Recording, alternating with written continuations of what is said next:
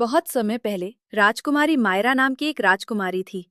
वो चंद्रगढ़ राज्य की सबसे दयालु और बहादुर राजकुमारी थी।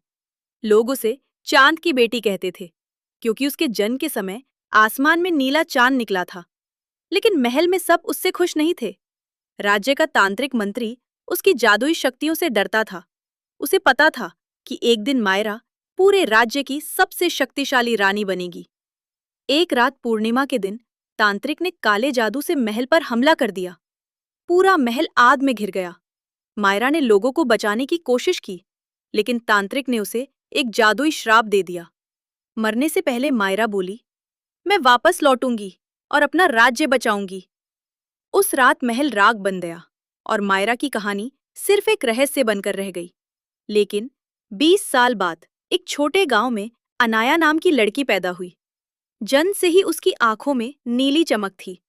उसे बार बार एक टूटे हुए महल और जलती आग के सपने आते थे। जैसे जैसे अनाया बड़ी हुई, उसकी शक्तियां जागने लगीं। वो जानवरों की आवाज समझ सकती थी। उसके हाथ छूते ही सूखे फूल खिल जाते थे। एक दिन जंगल में उसे एक पुरानी तलवार मिली।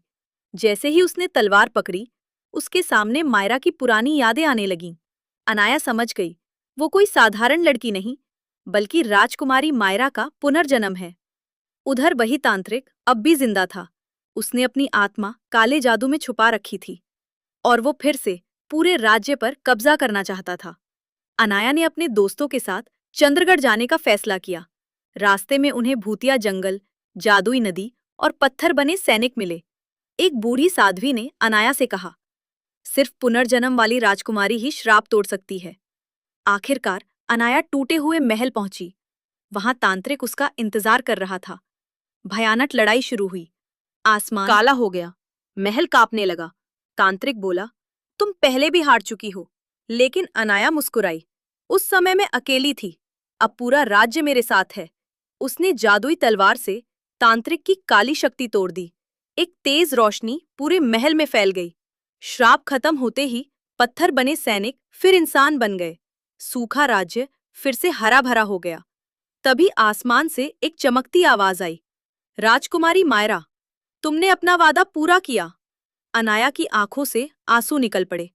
उसे अपने पिछले जन्म की सारी बातें याद आ गईं।